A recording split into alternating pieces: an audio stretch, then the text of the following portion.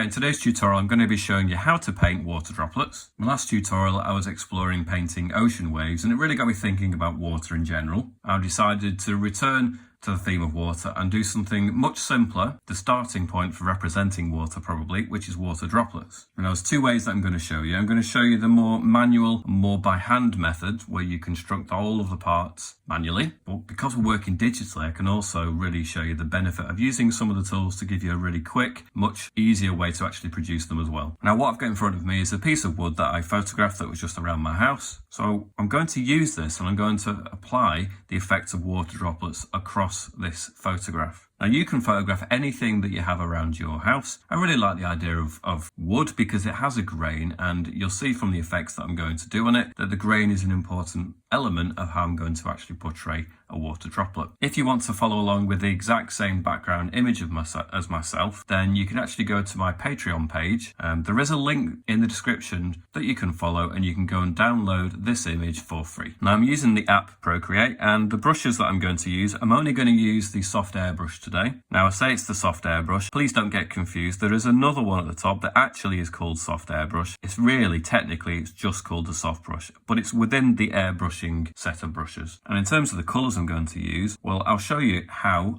I would actually construct a palette for this tutorial now. So I'm definitely going to need a colour that's within this kind of range, but I want a darker version. So I'm going to look for somewhere on my image where I have one of my darkest colours. I'm going to press and hold, go back to my palette, and I'm going to put it in there. And that can represent the darkest colour on my canvas. And then I'm also going to look for a light area, but I don't want somewhere that's too bleached out like this. I'm going to look for somewhere perhaps that is a lighter but also quite a vibrant colour area. And if you're not happy with it, you can zoom in until you can isolate an exact pixel that you think would be suitable. So I'm going to zoom in here, find a pixel that is pretty light, add it to my palette, and I've got the darkest and the lightest colours I'm probably going to use. Having said that, I am going to use a pure white. You'll notice wherever you are on this colour disc, if you go in the general area of where you want the white to be and you double tap, it will take you to the pure white. Does exactly the same if you go on pure black, or it does exactly the same if you go on the pure saturated version, pure version of that colour. In this case, what we want is the pure white. I'm going to add that to my palette. Now, I think really that's quite an easy, straightforward thing to do. You might also, in fact, it's probably important, we're going to pick a colour that's somewhere in the middle of those as well. So I'll just find somewhere that I think is a brown, but not as dark as that, obviously, and not as light as that. So if you've got something, for example, like a leaf photograph or a fabric or a kind of metal texture, then you're going to have to construct your palette in the same way. Again, if you want to use these exact same colours, they will be on the same link that this photograph is on. So all you need to do is look down the description of this video, follow that link. It will take you to my Patreon page, but you don't have to be a patron. You can download this and the colour palette for free. Failing that, I'll put the hexadecimal codes there as well. Okay, so the first method I'm going to show you is the more manual, doing everything by hand pretty much. So we're going to go onto our brushes first. We're on the soft brush. It is just the default version of that. We're going to turn it down to about 1%. Now there's two different versions of 1, or there's a range of 1% if you like. If you do it right down at the bottom of the slider, then it's a very, very fine point. But if you go up towards the top of the 1% by sliding it up ever so slightly, then it's quite a lot bigger as a brush. So I'm going to go somewhere in the middle of those two on the 1%. I'm going to find an area that I think would be suitable for my water droplet, and I'm going to draw a circle. Now the percentage of the opacity is quite low on that, so I'll probably turn it up to 50% so we can see that hopefully a bit better on camera. And I'm just going to go around the edge of my water droplet. Hopefully you'll be able to see that better now on camera. Now the next thing I'm going to do, now we've got the overall shape, is I'm going to go to the smudge tool. I'm going to check what brush I'm on. I'm going to use the soft airbrush again. For the smudge tool, I'm going to have it at around 2%, put it on around the 50% again, and I'm just going to use that now just to smudge out the actual texture that's on the inside. Now, I want to be careful. I don't want to get rid of an area perhaps where it should be darker rather than light, but I want to get rid of some of the textures that are in that center area. And what I'm going to do now is I'm going to go back to my brushes, go onto my color palette again, I'm going to turn the brush down, or rather keep it on the 1%. But what I'm going to do is, instead of the textures that were actually there, I'm going to do them again by hand, manually, but I'm going to make them a bit more exaggerated in the middle. So they're going to start off small, similar to how they are as they enter the bubble, but as we get towards the center, they're going to get bigger, and then they're going to get smaller again towards that other edge. It's the effect, the magnifying effect of the actual water itself. So it goes in slimmer, widens up towards the center, and then maybe goes slim again on the outside. So maybe get a texture here. If you need to add a little texture just so it gives you a place to which to join to, make it wider or exaggerated in the center, and then it can get narrower on the edge. Keep doing that as much or as little as you want. You want to keep it generally to the same effect of the texture everywhere else. So try and keep it as natural looking as possible, something like that. So all we've really done is swollen and magnified that area in the center. Thicken up the edges, thicken up the shapes, make them slightly more exaggerated in the center, whereas generally keeping to the effect of the surrounding areas. Go back to my colors. I'm going to pick this color. I'm going to put my brush up to 2%, keep it on the 50%, but I'm going to create a shadow, and I'm only going to press on lightly. So I want it to be quite thin at this point, and as it gets around here, so thin at this point again, as it gets around here, we can have the shadow extending a little bit further. If you want to sharpen up that detail, turn the size of the brush down, just sharpen it up as it comes around the edge, like so. Maybe just extend that dark line around here a little bit too, just to make sure that it doesn't appear too soft edge when we get around the front bit. The next thing we're going to go back to our brown. I'm just going to have it as another area here to soften in that edge just a little bit. So I'm just doing like a brown line just after that darkest line. Next we can go to our lightest color, and in this next area add quite a lot of this lighter color. So in any gaps in between the texture that we manually painted on, then we can add more of this light color. I'm going to keep it like a crescent moon shape in this area. So it's not going to go up to here. You can almost imagine like this darker blob in that area, which leaves you something like a crescent moon shape.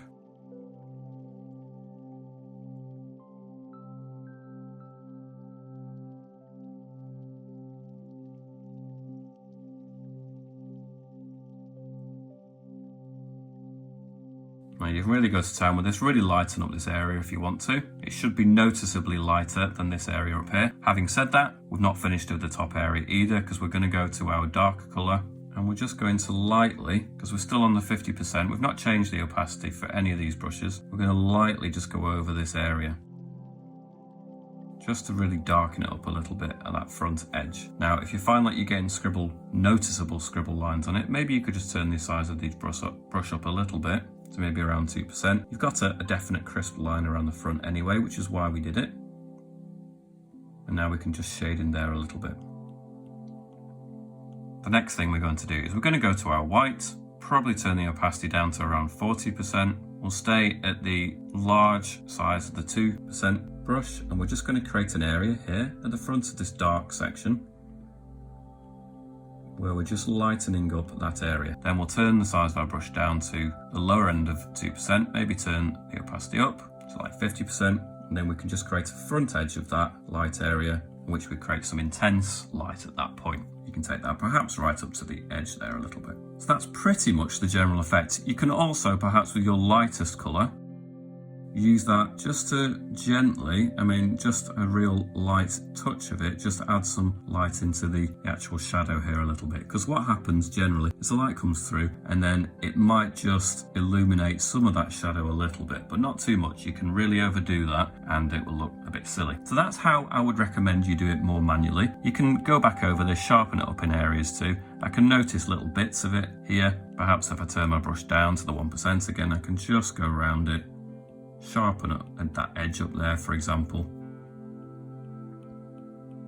Some minor adjustments, but I think that's pretty much creating the right kind of effect, the effect that we'd be going for. So how can we do this in a quicker more efficient way. We've got digital tools here, so let's use them to our advantage. Let's see what we can do with that effect. Now, before you go on to change any other aspects using other tools, there's one thing that I would like you to do. You go into your settings, go into your preferences, and you've got what's called the selection mask visibility. Now, it might be by default that it's somewhere lower than I had just had it set. But what I recommend you do is you turn it up to around the 50%, not precisely, just thereabouts, because what we're going to do next is we're going to go into the selection tool. We're going to select the freehand, make sure it's on add as well, because this is important. We're going to do it all in one action. We're going to start drawing circles or blobs, tap the circle to complete it, and you'll notice it's really noticeable where your water droplet has been selected. Now, if I hadn't got you to change this section, if it was by default and you were to go around doing the same thing, you can see it's really not that visible. So you need to change the opacity of that,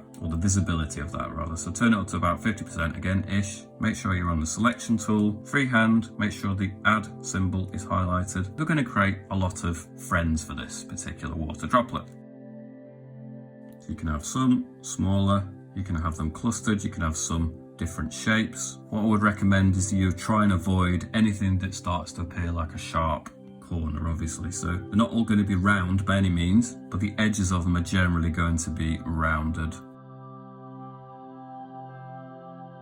If you feel the shape of this has gone a bit wonky for any of these, if you've done one and you don't like it, you can always two finger backwards, and you can redo those ones anyway, or 3 finger forwards and add them back in. So I'm going to do a mixture of different sizes. I'm going to fill the whole image full of them, because this next method really is quite quick, and you should be able to get pretty close to the same effect. And if it doesn't get you 100% to the same effect, well, at least gets you close enough that then you can refine it more manually to get at the last few steps of the way. I'm going to take it off the edge of the canvas there. Maybe have a few that are slightly wonkier shapes like that one. If you're not sure about the ones you're doing really close up, zoom in. Have some of them more stretched out like egg shapes or ovals. Have some that are more like unusual shapes perhaps. You could do some that are more like kidney bean shapes.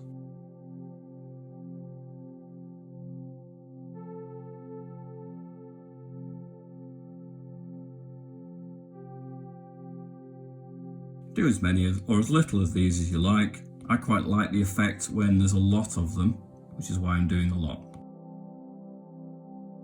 I might just have a couple more going off the edge of our image.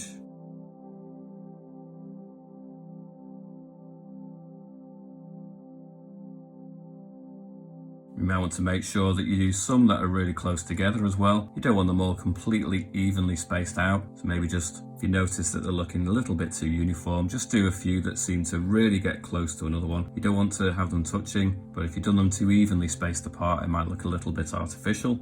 So vary it up a little bit. Just a few stragglers here. I guess I'm creating a lot of work for myself, so maybe I should stop at that point, and that should be enough. Okay, so the next stage, because there's not many stages to this, but this next stage is going to be really important. So you go to the adjustments, you go to the hue, saturation and brightness, and we should by default be on 50% for brightness. I want you to turn it up just about 5% more than it would be. 4 or 5% should be plenty. I also recommend that you turn the opacity up a little bit as well, by about 3% up to about 53%. What I then recommend you do before you turn off this visibility mask is you go to the selection, you press and hold. You can then go along here and invert it. So now what you've got selected is the background. So anything you do in and around them is not going to affect the original blobs that you created. As we did before, we're going to create some shadows around these shapes. We're going to go to our darkest color. We're going to make sure we're on the right brush, the soft airbrush, top end of 1%, have the opacity at around the 50%. And then what we can start doing is start adding shadows. So we start off thin along the side, thickens up at the back, and then thin at the other side again. We'll start adding shadows to all of these. Now, strangely, even though you might have a bigger shape, doesn't mean it's necessarily going to cast a bigger shadow. Sometimes the smaller of the droplets sit more upright, so they can actually have quite a substantial shadow to them, even though they're a smaller shape. So don't assume just because you have a bigger water droplet that it's going to create a bigger shadow. It might be that if it's a wide, stretched out water droplet, that it's quite low lying. So it doesn't have any more height, even though it has more surface area. So we're going to try and use that as our basis, however. So we do need to make sure we're getting something similar in terms of the shadow. Already I was starting to go a little bit off. Now, if you remember, I added something of a little bit of a highlight into that shadow. It really wasn't very much, but what I could do when I'm creating the shadow now, because it's not going to go across it, this edge, but I can just create almost like the outline of a shadow where it's dark. But within the center area, it might just have a little section that seems to be a little bit illuminated. You don't have to do that on many of them, and you don't have to do it very much, but a little hint of it here and there is actually going to be quite a good thing.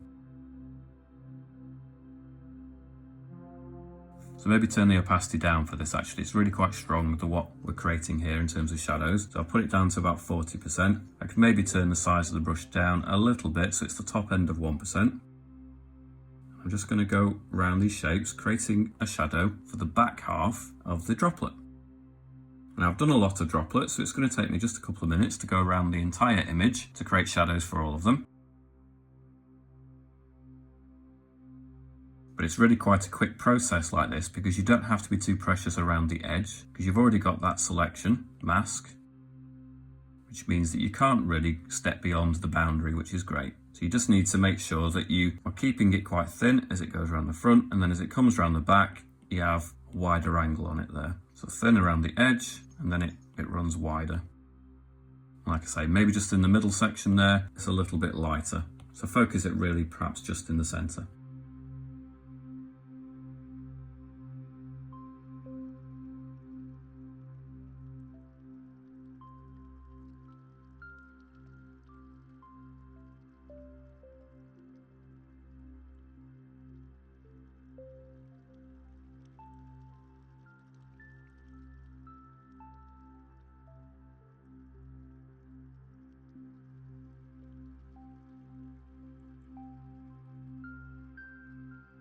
Okay, I'm going to do the rest, but for this point in the tutorial, I'm just going to stop and then show you the next part. So I'm going to press and hold that again. I'm going to invert it again. So now that we've inverted again and we've got the inside of the water droplet selected, we're going to go to the adjustments. We're going to go to the Liquify, very suitable title for what we're going to be working on. We're going to go to the expand option and we're going to put it, depending on the size of the droplets, but I would say an average of around 35% for these particular examples. So what I'm going to ask you to do next is go to your individual droplets, press and hold just for a moment, and you'll see it expands. It's a very similar effect to what we were actually doing before. Now, one thing I just noticed there is expanding across the two actual shapes. So maybe what we need to do is be a bit more precise with our Liquify tool, maybe turn it down to around 25%. That way I can hold it in the center of that, maybe turn it around there a little bit, press it in the middle of that, in the middle of that, and then it really just affects the actual water droplet that I want to. For most of them, it's just going to require a tap and a hold just for a moment. And in some of them, you're not going to notice the effect too much anyway. But some of them, for example, like this one, you can really start to exaggerate, and you can go over it a few times, exaggerate out some of the textures, and it's going to be much more magnified in the center of that than it is on the surrounding areas. So I'm just going to do all of these now. It won't take me a moment.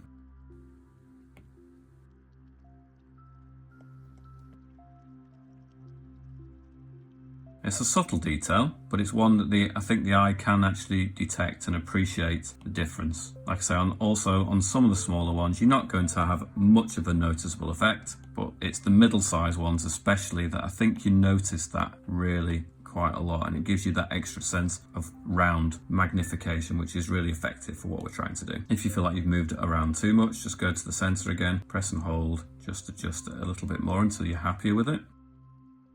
Now I've got quite a few on the edge here. If you've got any really noticeable texture in the center, then definitely use that one. There's an opportunity to show the effect. Some of them are not worth bothering with as much. Maybe just single out the ones that are really going to create that effect the best for you.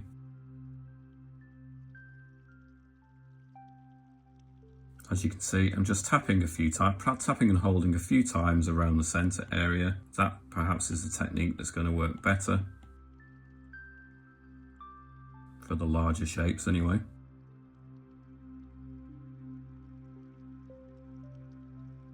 Okay, that will do for that particular part of the effect. We're going to go to our brush, go to this color here, which is not the darkest color, but the next one along. We're going to have our brush at around 2%, opacity at about 40%. And what we're going to do next is we're going to just create an area on this half of our water droplets that's a bit more in shadow. Now, you don't want to go over the top with it. It's just a little bit more. So press lightly. If you don't seem to be getting the same effect by pressing lightly, it could be that under the preferences, you've got the edit pressure set differently than mine. By default, it would be something like this. I change it so it's a sharper pitch at the beginning. And that means that basically, I don't have to press as hard to make something happen with the actual Apple Pencil.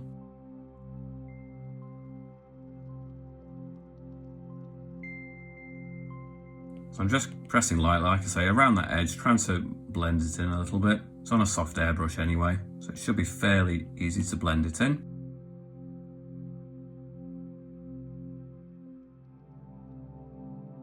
So I'm just concentrating on the ones that I've already created a shadow on the back half of them. I'm going to do the rest of them, but for the sake of the video, I'm just going to concentrate on some of them. I think I maybe overdid it in terms of when I initially drew the shapes, but I do want to create the overall effect, so I'll probably do the rest of the effect after I finish this video, and then I'll show you the end result anyway. I suppose you'll have already seen it on the thumbnail, and also at the start of the video, but I'll show you the full finished version anyway. Okay, that's most of the ones that had a shadow on. I've now added a darker edge to that. So what I'm going to do now is I'm going to press that and deselect, and you can see we're most of the way there in terms of the actual effect. We are missing the highlight and perhaps just a few refinements here and there as well. So what I'm going to do is I'm going to go to my white. I'm going to have the brush size at 2, the opacity down to around 30%, and I'm just going to lightly go over the area similar to how I did there, where I want most of the reflected light. And I can do this for all the ones that perhaps I've already added shadow for. If I'm doing a smaller water droplet, I'll turn the size of that brush down even more to a suitable size for what I'm actually working on. And then I can also go back over with a smaller brush. I did turn it down already, so I turned it down to around the top end of the 1% for the smaller water droplets, but also for the smaller highlights within the bigger water droplets, around that percentage, it works pretty well as well. So you can see just by doing those effects, we're most of the way there with the ones that we're actually working with highlights on now. Now, it's not to say that you can't further refine them, because I would still probably want to do that with these extra ones anyway. But it's definitely sped us up, enables to get to a slightly better position where we're creating the overall effect. Now, if you want to refine them, I recommend the same things that I showed you before. So go on to perhaps some of the textures here, except you don't have to make them up this time. Turn the size of the brush down so you can be more precise. But you can see the textures are there, in fact. You can just go over them so they stand out a little bit more clearly. You don't have to make them up. You're just making sure that they stand out a little bit more. You can also go into this back area and just create another section here just to soften that edge, because we had the selection, which meant that when we had the shadow here, it was impossible for it to cross over that edge, which means that that edge is a little bit sharp. So you can just go over it and soften it up a little bit. You can also go around this edge with this brown colour we've got selected just to sharpen up around the front edge of it perhaps. But you can see the effect of using the two different techniques is pretty similar now at this point. There's not a lot to choose between them, but we've managed to create a lot more in that space of time. Perhaps they need a little bit more refinement, and that's fine, but we have reached a point where we've done a lot of them a lot more quickly than we could have done them all completely manually. Now, I went a bit daft. I did rather a lot of them, so if I'd done just a touch fewer of them, we perhaps could have actually got them all done within the video, but we're still getting the overall effect. You can see that one was done completely manually, and that one has utilized some of the real excellent tools that you can use within the app. We've got a really nice one here that I think I'd like to just work into a little bit more as well. So let's have a look at that one. We've got our darker color here. We've got the edge here where we had the shadow. We're just going to soften the edge a little bit. We can also go back to our darker brush just to add a little bit more darkness here and there. The actual shadow, we can creep that shadow round to the front a little bit more, so it gives us a nice crisp edge at the front, and then we're getting a really nice result with that. So we can go back to our brown, maybe exaggerate some of the textures too, a little bit more. But yeah, that's working quite nicely. So remember, I also recommended that we perhaps leave an area at the back of the shadow, maybe in the center, that is left a little bit illuminated, because like I say, what you'll generally get through water droplets is the light coming through and it actually creating a little bit of a light area at the back there as well. So I'm just going to work around my canvas now. Let's see if we can get some more of these done. So I'll just walk you through the process, just a couple more. Using this slightly darker brown, we're crisping up the front edge. We're softening in the area where we had it masked off. If we need to go over the texture in the center, you could even add a couple of blobs if you feel that it would enhance it. And this one's a particularly nice one to add texture to. Or work on what's already there and really push it a little bit further. Concentrate a little bit of a lighter area in the middle of that shadow where the light's coming through. Yeah, and I think that one's working nicely as well. Go to another one. We're doing all of this now on this color. We've got the brush set at the top end of 1% and we are at around 30% opacity. So I'm just softening the edge. Maybe just crisp it up at the front a little bit. Pick out areas of the texture that we want to exaggerate, bring out a little bit more. Add a bit in there if there's not quite enough for your liking, and then we're pretty much done with it. Soften the edge, bring it around the front just to tidy it up a little bit, exaggerate the texture on the inside. And in this example, we haven't added the white highlight, so we're just going to, don't change any of the other settings, just lightly create an area at the front, which is like a soft white. And in the center of that, we can just go over it a few times to create that harder light as well on that as well. So I'm going to repeat the process for some of these, and you'll start to see the effect build up more and more for all of these.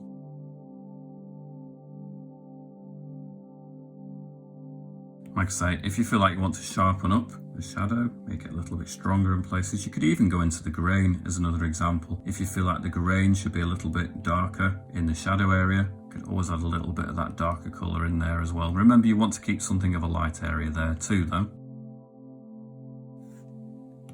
Add a sharper bit of the white reflected in the front as well.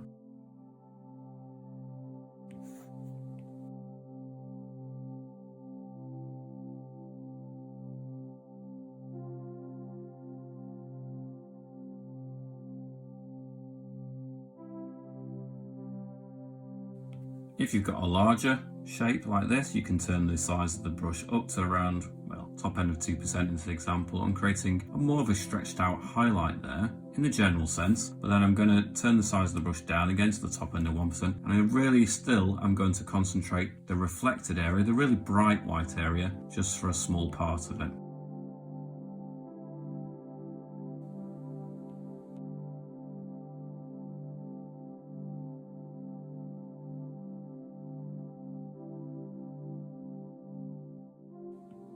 Okay, I'm going to tackle this last larger water droplet, and then I'm probably going to do the rest off camera, but I'll show you the results at the end. So again, I'm just softening up this edge where it meets the shadow. I'm not happy with the look of that shadow, which is one of the reasons I just wanted to sort that out before I call this tutorial finished. So I'm just going to sharpen up around the front edge.